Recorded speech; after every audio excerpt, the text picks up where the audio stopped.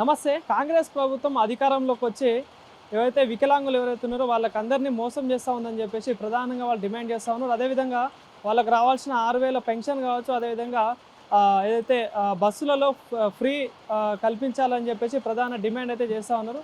So మరి దీనికి సంబంధించి మనతో పాటు మాట్లాడడానికి వికలాంగుల హక్కులకు సంబంధించిన అధ్యక్షుడు రాజేష్ గారు అయితే మనతో పాటు ఉన్నారు. ఒకసారి మాట్లాడదాం అన్నతోటి. అన్న నమస్తేనే. సో ఏంటంటే మీ ప్రధాన డిమాండ్ ఏంటి, ప్రభుత్వాన్ని ఏం చెప్పదలుచుకున్నారు? అన్నగారు ముందుగా ఓయోటీవీకి నిత్యం కూడా మా వికలాంగుల సమాజం యొక్క ఎదుర్కొన్నటువంటి సమస్యలను ప్రభుత్వం దృష్టికి తీసుకెళ్తున్నందుకు ఓయోటీవీ యాజమాన్యానికి ప్రత్యేకంగా మీకు మా రాష్ట్ర కమిటీ పక్షాన ప్రత్యేక ధన్యవాదాలు తెలియజేస్తున్నాం.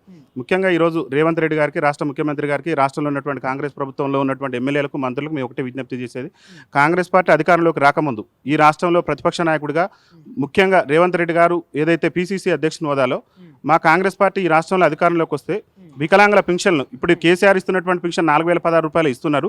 మేము ఎప్పుడైతే అధికారంలోకి వస్తామో అదే నెల నుంచి వికలాంగుల పెన్షన్లు అన్నింటిని కూడా 6,000 రూపాయలు చేస్తాం.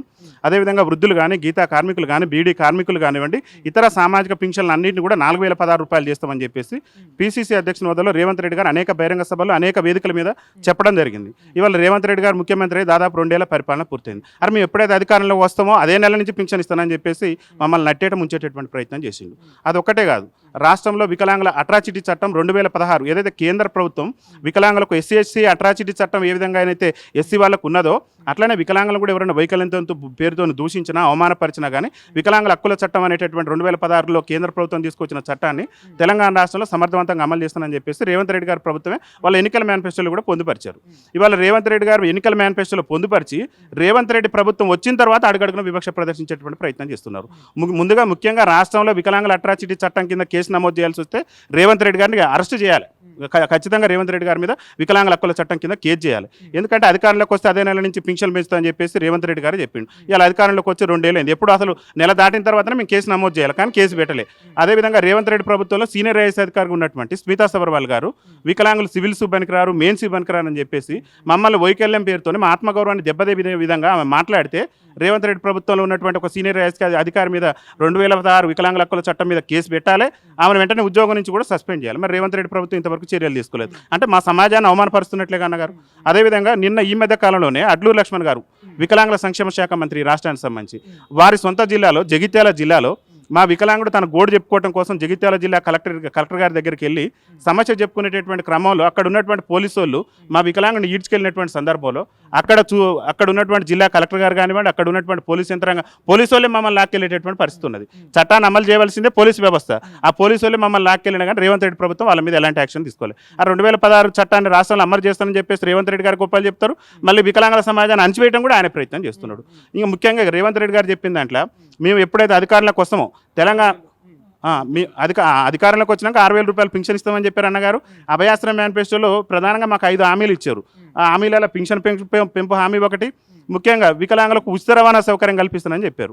ఇలా ఉచిత రవాణా సౌకర్యం మహిళలకు ఇస్తానని చెప్పేసి 6 గ్యారెంటీలో భాగంగా చెప్పారు. అరే ఎన్టీ రామారావు ముఖ్యమంత్రి ఉన్నప్పటి నుంచే మేము 50% రాయితీతో బస్సులలో ప్రయాణం చేసినాం. మా మహిళా అమ్మల అక్కలు ఎన్నడూ కూడా 50% రాయితీతో ప్రయాణం చేసిన సందర్భాలు కూడా లేవు.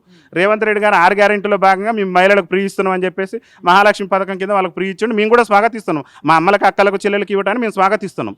కానీ ఆ ఫ్రీ ఇచ్చిన తర్వాత కనీసం మేము బస్సు ఎక్కలేనటువంటి పరిస్థితి వచ్చింది. ఎందుకంటే ఉచితం అయ్యేసరికి మహిళలు ఎక్కువ సంఖ్యలో వచ్చి బస్సులలో మా వికలాంగుల సీట్లు కూడా వికలాంగులకు ఇవ్వకుండా ఆధిపత్యం చెలాయిస్తున్నటువంటి సందర్భంలో మేము నరకయాతను అనుభవిస్తున్నాం. ముఖ్యమంత్రి గారు ప్రాతినిధ్యం వహిస్తున్నటువంటి ఇప్పుడు ఆయన కొడంగల్ ఎమ్మెల్యేగా ఉన్నారు. వారు జిల్లా అయినటువంటి వికారాబాద్ జిల్లాలో ఒక మహిళ ఒక 100% వెహికల్లో ఉన్నటువంటి తన కొడుకును బస్సు ఎక్కించలేక బస్ టైర్ల కింద పడుకొని నిరసన తెలిపినా కానీ సీటీ అయినటువంటి దౌర్భాగ్యం రాష్ట్రంలో ఉన్నది. అట్లాంటి సందర్భంలో మేము ఏం చేయాలి, రాష్ట్ర ప్రభుత్వం నిరసన చెప్పాలని చెప్పేసి మేము వర్ధనపేట కాన్స్టిట్యున్సీలో చీరలు కట్టుకొని మేము మగోళం అయ్యి రాష్ట్ర ప్రభుత్వానికి చీరలు కట్టుకొని మా నిరసన తెలిపితే ప్రభుత్వంలో చలనం లేదు. ఇంతవరకు కూడా వికలాంగులకు అదనంగా ఒక 2 సీట్లు కేటాయించండి, ఉన్న సీట్లలో సకలాంగులు కూర్చుంటే క్రిమినల్ కేసులు చేయండి అని చెప్పినాం. ఇంతవరకు దాన్ని ఊసే లేదు, దాని గురించి పట్టించుకున్న పాపం లేదు. మా మీద అక్రమ కేసులు పెట్టేటటువంటి ప్రయత్నం చేస్తున్నారు రేవంత్ రెడ్డి గారు. చేయలేదు. ఇప్పుడు మీ స్థానిక ఎమ్మెల్యే కావచ్చు, అదేవిధంగా రవాణా శాఖ మంత్రి పొన్నం ప్రభాకర్ని కావచ్చు, కలిసి మీ ప్రాబ్లం చెప్పుకునే ప్రయత్నం చేయలేదు. పొన్నం ప్రభాకర్ గారిని కలిసిన గారు దానికి సంబంధించిన ఆధారాలు కూడా ఉన్నాయి. పొన్నం ప్రభాకర్ గారిని దాదాపు ఒక 10 సార్లు పోయి కలిసిన సందర్భంలో కూడా ఈ వికలాంగులకు ఉచిత రవాణా ఇవ్వటం అనేది సాధ్యం కాదు, మీరు ఇంకోసారి నా దగ్గర రావద్దు, ఏందే అని చెప్పేసి మమ్మల్ని కసిరించుకోవడం, మమ్మల్ని హేళన చేయడం. పొన్నం ప్రభాకర్ గారిని నేను అడుగుతున్నా, ఈ వైఓటీవీ వేదిక నుంచి మేము అడుగుతున్నాం, వికలాంగులు ఓట్లు లేకుండా నువ్వు ఇలా మంత్రికి ఉన్నావా, రాష్ట్ర కేబినెట్లో మంత్రి కొనసాగుతున్నావా, నీ ఉస్నాబాద్ నువ్వు ఎక్కడి నుంచి అయితే ఎమ్మెల్యే గెలిచినావు ఆ కాన్స్టిట్యూన్సీలో మా వికలాంగుల ఓట్లు లేవా, మా వికలాంగుల బాధలు నీకు పట్టవా? అరే ఉచితం ఇస్తాం, కాంగ్రెస్ పార్టీ మేనిఫెస్టో చదువుకుంటున్నాం పొన్నం ప్రభాకర్ని. అరే ఉచిత రవాణా సౌకర్యం కల్పిస్తాం వికలాంగులు, కానీ కాంగ్రెస్ పార్టీ అభయస్త్రం ఎన్నికల మేనిఫెస్టోలో పొన్నం ప్రభాకర్ గారే కదా మేనిఫెస్టోలో పెట్టింది. మీ పీసీసీ అధ్యక్షుని వదల మీ రేవంత్ రెడ్డి గారే కదా చెప్పింది వికలాంగులకు ఉచిత రవాణా ఇస్తానని. అరే మహిళలకు ఇచ్చి మాకు లేదంటే మమ్మల్ని అవమానపరిచినట్టే కదా. మరి 2016 యాక్ట్ కింద ఈ రాష్ట్ర రవాణా శాఖ మంత్రిని, రాష్ట్ర కేబినెట్ ఉన్నటువంటి మంత్రులు, ముఖ్యమంత్రి గారిని అందరూ కూడా జైల్లో పెట్టాలి. లెక్క మాట్లాడితే వాస్తవాలు మాట్లాడితే ఎంత మోసం అండి వికలాంగుల్ని. అరే మా సీట్లు మాకు ఇయ్యరు, మళ్ళీ మాకు ఉచితం ఇస్తానని చెప్పేసి మాయ మాటలు చెప్పి మాకు ఉచితం ఇయ్యరు. ఇంకా ముఖ్యమంత్రి గారు గొప్పలు చెప్పే ప్రయత్నం ఏం చేసిందంటే, రాష్ట్రంలో వికలాంగుల బ్యాక్లాగ్ ఉద్యోగాలను భర్తీ చేస్తాం. తెలంగాణ రాష్ట్రం ఏర్పడక ముందు అన్నగారు తెలంగాణ రాష్ట్ర ఉద్యమంలో కూడా మేము మా వైకల్యాన్ని సైతం లెక్క చేయకుండా ఎంతో కష్టాలు పడి తెలంగాణ రాష్ట్ర ఉద్యమంలో మేము క్రియాశీలక పాత్ర, వికలాంగుల సమాజం కూడా సబ్బండ వర్గాలు తెలంగాణ రాష్ట్ర ఉద్యమంలో ఉన్నాయి. కానీ ఆ రోజు వైకల్యాన్ని సైతం కూడా లెక్క చేయకుండా మేము తెలంగాణ రాష్ట్ర ఉద్యమంలో పాల్గొంటే, మరి మా రాష్ట్ర ముఖ్యమంత్రి గారు గొప్పలు చెప్పింది, మేము వచ్చినాక 2 లక్షల ఉద్యోగాలు ఇచ్చినాం, 3 లక్షల ఉద్యోగాలు ఇచ్చినాం.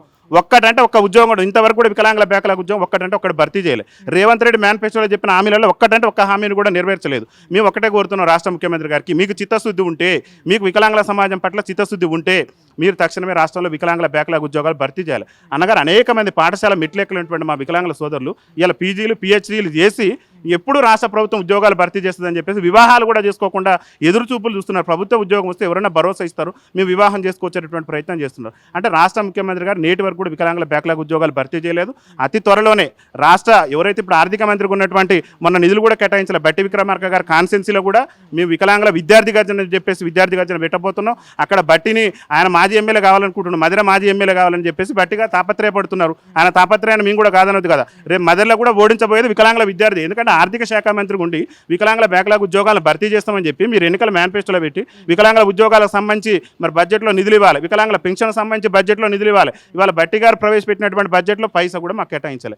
అట్లాంటి సందర్భంలో కూడా మేము ఈ మధ్య కాలంలో మొన్న బట్టి గారు ప్రవేశపెట్టిన బడ్జెట్ మీద కూడా మేము బలుసాకులు తిని బట్టలు దింపుకొని బరాకాదిగూడెం అని చెప్పేసి సూర్యాపేట జిల్లాలో నిరసన తెలిపినాం. ఇంకా రాష్ట్ర ప్రభుత్వానికి ఇంకా సిగ్గు రాదండి, బలుసాకులు తినే పరిస్థితి తీసుకొచ్చిన రాష్ట్ర మంత్రి గారు కానివ్వండి, రేవంత్ రెడ్డి ప్రభుత్వం కానివ్వండి, ఆత్మ పరిశీలన చేసుకొని అడుగుతున్నాం రాష్ట్ర ముఖ్యమంత్రి గారు. డబ్బులు లేవుంటుంది, ప్రభుత్వం దగ్గర డబ్బులు లేవు, కోసిన డబ్బులు రావట్లేదు, బయట అప్పే పుట్టట్లేదు అని చెప్పేసి ముఖ్యమంత్రి చెప్తా ఉన్నారు. అంటే మేము ఒకటే అడుగుతున్నాం, ఎమ్మెల్యేల జీతాలు కూడా ఆపాలి కదా. ఎమ్మెల్యే లక్షల జీతాలు తీసుకుంటున్నారు కదా, మాజీ ఎమ్మెల్యేలకు జీతాలు ఇస్తున్నారు కదా.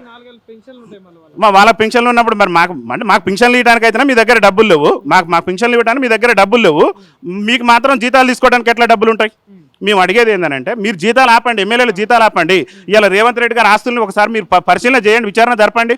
రేవంత్ రెడ్డి గారు ఎమ్మెల్యే అయినప్పుడు ఎంత ఉన్నది, మంత్రి అయిన ముఖ్యమంత్రి అయిన తర్వాత ఎంత ఉన్నాయి ఆస్తులు అనేది కూడా ఇచ్చేయండి. అంటే వాళ్ళ ఆస్తులను కోట్లలో పెరుక్కుంటా పోతే మా పెన్షన్ మాత్రం పైసా పెరగదు కదా. ఎంతవరకు ఉన్నాయమన్నా మేము అడిగేది. మేము ఇంకొక విషయం కూడా చెప్తున్నాను, ఇప్పుడు రేవంత్ రెడ్డి గారు డబ్బులు నన్ను ఘోషణ రూపాయలు అని చెప్పేసి అనేక సందర్భాల్లో కూడా ముఖ్యమంత్రి గారు అంతకంటే దురదృష్టకరం కూడా ఇంకోటి ఏం లేదు. నిన్ను ఘోషణ రూపాయలు లేదు కదా, అందాల భావన పోటీలు ఎవరు పెట్టమన్నారు? వేల కోట్ల రూపాయలు పెట్టి నువ్వు అందాల భావన పోటీలు పెట్టినవే, అంగవైకల్యంతో బాధపడే మా బతుకులు నీకు కనపడలేదా రాష్ట్ర ముఖ్యమంత్రి గారు? మేము ప్రశ్నిస్తున్నాం రాష్ట్ర ముఖ్యమంత్రి గారు, ఆత్మవిమర్శ చేసుకుంటున్నాం. టీఆర్ఎస్ ఎమ్మెల్యేలను, క్యాబినెట్లో ఉన్నటువంటి మంత్రులను, మన కాంగ్రెస్ పార్టీ ఎమ్మెల్యేలను, కాంగ్రెస్ పార్టీ మంత్రులను ఆత్మ పరిశీలన చేసుకొని అడుగుతున్నాం. ముఖ్యంగా ప్రతిపక్షాలు కూడా ఇలా బీజేపీలో అన్ని అంశాల మీద వాయిదా తీర్మానాలు ఇస్తారు, కానీ వికలాంగుల సమస్యలు వాళ్ళకు గుర్తురావు. బీఆర్ఎస్ వాళ్ళు కూడా అన్ని సమస్యల మీద వింతపత్రాలు ఇస్తారు, అన్ని సమస్యల మీద మాట్లాడతారు, కానీ ఈ రాష్ట్రంలో 30 లక్షల మంది వికలాంగులు బతుకు జీవుడు అంటూ కాలమేళ తీస్తూ కాంగ్రెస్ పార్టీ ఎన్నికల మేనిఫెస్టోలో ఇచ్చినటువంటి హామీలు నెరవేర్చలేదని చెప్పేసి ఏ ప్రతిపక్షం కూడా సభ నుంచి వాకౌట్ చేయరు, వాయిదా తీర్మానాలు కూడా ఇయ్యరు. అంటే ప్రతిపక్షాలు కూడా ఎందుకు రాజకీయ నాయకులు మా పట్ల విభూషణ ప్రదర్శిస్తున్నారు? ఓట్ల టైంలో వికలాంగులు కావాలి, వికలాంగులు ఓట్లు వేయించుకోవాలి, మాయమాటలు చెప్తారు అన్నగారు. ముఖ్యంగా ఇలా రేవంత్ రెడ్డి గారిని నేను అడుగుతున్నాను, మీరు డబ్బులు అన్న మాట మీరు చెప్పారు కాబట్టి నేను అంటున్నా, డబ్బులు లేకుండా రేవంత్ రెడ్డి గారు పైసలు లేవు అంటుండు కదా. వాళ్ళ కాంగ్రెస్ పార్టీ ఏఐసీసీ ఎన్నికల మేనిఫెస్టోలో వాళ్ళు చెప్పారు, మా తెలంగాణ రాష్ట్రంలో కనుక కాంగ్రెస్ పార్టీ అధికారంలోకి వచ్చి మీరు పార్లమెంట్ ఎలక్షన్ సందర్భంలో ఏమంటారంటే రాహుల్ గాంధీ గారు కూడా మెజారిటీ పార్లమెంట్ స్థానాలు తెలంగాణ నుంచి వస్తే మేము రాజస్థాన్, ఛత్తీస్గఢ్లో గతంలో వికలాంగులకు కోఆప్షన్ సభ్యులుగా గ్రామ పంచాయతీలు అవకాశం ఇచ్చినాం, ఖచ్చితంగా తెలంగాణ స్థానిక సంస్థల ఎన్నికల్లో మేము వికలాంగులకు రిజర్వేషన్ కల్పిస్తామని చెప్పింది. అని వాళ్ళ ఏఐసీసీ ఎన్నికల మేనిఫెస్టోలో పెట్టినటువంటి అంశాన్ని రాహుల్ గాంధీ గారి ఆచరణని సాధ్యం చేయాల్సిన బాధ్యత రాష్ట్ర ముఖ్యమంత్రి రేవంత్ రెడ్డి గారి మీద లేదా? బీసీలకు 42% రిజర్వేషన్ అని బీసీల గొంతుకు వచ్చినావు, వికలాంగుల స్థానిక సంస్థల రిజర్వేషన్ అని వికలాంగుల గొంతుకు వస్తే వికలాంగుల సమాజం చేతులు ముడుచుకొని లేదు. రేవంత్ రెడ్డి ప్రభుత్వాన్ని గద్దెను ఎక్కించింది మేమే, గద్దె దించబోయేది కూడా మేమే. మేము స్థానిక సంస్థల్లో రిజర్వేషన్ ఇవ్వడానికి అన్నగారు పైసలతో పని లేదు, రేవంత్ రెడ్డి గారు ఇప్పుడు చిత్తశుద్ధి ఉంటే రేవంత్ రెడ్డి గారు ఒక కమిటీ వేసి గ్రామ పంచాయతీలో ఒక మహిళా వికలాంగుడు ఒక మహిళా పురుషుడిని కోఆప్షన్ సభ్యులకు అవకాశం ఇస్తే రాష్ట్ర ప్రభుత్వానికి పైసా ఖర్చు లేకుండా దాదాపు 2,000 మంది 3,000 మంది వికలాంగులు ప్రజాప్రతినిధులు అవకాశం ఉన్నది. ఇలా తెలంగాణ రాష్ట్రం ఏర్పడి 12 ఏళ్ళు కావస్తుంది. 12 ఏళ్లలో తెలంగాణ అసెంబ్లీలో 10 నిమిషాలు కూడా వికలాంగుల సమస్య గురించి చర్చ జరగలేదు. అంటే జనాభాలో మేము ఉన్నాం. ఇలా 21 రకాలను కేంద్ర ప్రభుత్వం గుర్తించింది. తెలంగాణలో ఉన్నటువంటి సగం జనాభా వికలాంగుల కుటుంబాలే ఉన్నాయి. రేపు రాష్ట్ర ముఖ్యమంత్రి రేవంత్ రెడ్డి ప్రభుత్వాన్ని గద్దెదించబోయేది కూడా మేమే. అతి త్వరలోనే రాష్ట్ర ముఖ్యమంత్రి రేవంత్ రెడ్డి గారు అసెంబ్లీ ఎన్నికల్లో ఇచ్చినటువంటి హామీలను నెరవేర్చినటువంటి తీరును నిరసిస్తూ ఈ మధ్యకాలంలో ఆయన కాన్స్టిట్యున్సీ పక్కన ఉన్నటువంటి పరిగిలోనే పంజాబీ డ్రెస్లు వేసుకొని మీ ఛానల్ యాజమాన్యం కూడా మాకు సహకరించింది. పంజాబీ డ్రెస్లు వేసుకొని నిరసన తెలిపినాం. ఆయన ఈ రాష్ట్ర ముఖ్యమంత్రి గారికి రాష్ట్ర మంత్రి గారికి సిగ్గు రాలే, శరం రాలే, ఏమి రాలే. మా ఓట్లు కావాలి, సీట్లు కావాలి, కానీ మా సమస్యలు మాత్రం అలా పట్టట్లేదు.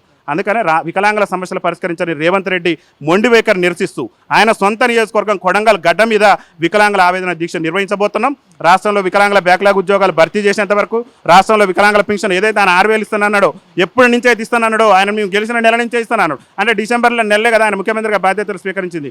డిసెంబర్ నెల నుంచి ఏదైతే పెండింగ్ బకాయిలు ఉన్నాయో ఆ బకాయిలన్నిటి కూడా మా ఒక్క వికలాంగులదే అడగట్లేదు మేము. మా వృద్ధుల అమ్మలది కానీ, వితంతు సోదరులు కానీ, బీడీ కార్మికులు కానీ, గీతా కార్మికులు కానీ అన్ని పెంచుతున్నటువంటి అన్ని పెన్షన్లు కూడా బకాయిలతో సుద్దా చెల్లించాలని చెప్పేసి, రాష్ట్రంలో వికలాంగుల అట్రాసిటీ చట్టాన్ని అమలు చేయాలని చెప్పేసి, రాష్ట్రంలో వికలాంగుల సంక్షేమ శాఖను ప్రత్యేక శాఖ ఏర్పాటు చేయాలని చెప్పేసి, ఈ అన్ని సమస్యలు రేవంత్ రెడ్డి ప్రభుత్వం ఇచ్చినటువంటి అన్ని సమస్యలు పరిష్కరించాలని చెప్పేసి మేము వికలాంగుల ఆవేదన దీక్ష అని చెప్పేసి కొడంగల్లో నిర్వహించబోతున్నాం. కొడంగల్లో కూడా పోలీసు వాళ్ళు రేవంత్ రెడ్డి ఏజెంట్ సంస్థ లెక్క పనిచేస్తున్నారు. ఇప్పుడు మేము శాంతియుత ధోరణిలో ఎన్నడూ కూడా బీవీహెచ్పీఎస్ అనేటటువంటిది ఎక్కడ కూడా ప్రభుత్వ ఆస్తులకు కానీ ప్రజలకు కానీ ఇబ్బంది కలిగించే విధంగా మేము నిరసన తెలపలేదు. అలా శాంతియుతంగా మేము నిరసన తెలుపుతామని చెప్తే మాకు అనుమతి ఇవ్వడానికి అక్కడ ఉన్నటువంటి జిల్లా ఎస్పీ గారు డిఎస్పీ గారు మమ్మల్ని ఇబ్బంది పెట్టేటటువంటి ప్రయత్నం చేస్తున్నారు. మేము లేకిస్తే మాకు అనుమతి ఇవ్వకుండా అసెంబ్లీ సమావేశాలు ఉన్న కారణంగా మీకు పర్మిషన్ ఇవ్వట్లేదు. కొడంగల్లో అసెంబ్లీ ఉన్నదండి. అసెంబ్లీ వచ్చి హైదరాబాద్ ఉంటుంది. కొడంగల్లో ఎస్ఐ అక్కడ ఉన్నటువంటి డిఎస్పీ గారు ఎస్ఐ గారు పర్మిషన్ ఇవ్వరు. అంటే రేవంత్ రెడ్డి ఏజెంట్కు పనిచేస్తున్నారా మీరు? ప్రభుత్వ ఉద్యోగస్తులకు పనిచేస్తున్నారా? రక్షణ వ్యవస్థను పరిరక్షించాల్సిన బాధ్యత మీదే. అన్ని వర్గాలను సమానంగా చూడవలసినటువంటి బాధ్యత కూడా పోలీసు యంత్రాంగం కాబట్టి ఆ పర్మిషన్ కూడా ఇవ్వలేదు. పర్మిషన్ ఇచ్చేంత వరకు కూడా మా పోరాటం ఉంటుంది. అతి త్వరలోనే రేవంత్ రెడ్డి ప్రభుత్వాన్ని గద్దెదించే విధంగా కొడంగల్ నియోజకవర్గంలో వికలాంగుల ఆవేదన దీక్ష నిర్వహించబోతున్నాం. ఆ వికలాంగుల ఆవేదన దీక్షతోనైనా రేవంత్ రెడ్డి ప్రభుత్వం దిగిరాకుంటే ఢిల్లీలో ఉన్నటువంటి రాహుల్ గాంధీ ఇంటి ముందలే ఆమరణ నిరాహార దీక్ష చేసినా సరే మా హక్కులు సాధించుకునేందుకు మేము ముందుకు వెళ్తామని చెప్పేసి తెలియజేస్తున్నాం. ఏంటి మరి ఇప్పుడు మీ వికలాంగులకు సంబంధించి ప్రభుత్వం ఏం డిమాండ్ చేస్తా ఉన్నారు?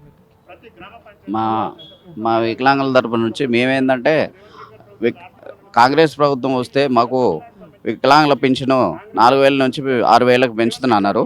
అది మేనిఫెస్టోలో కూడా పెట్టారు.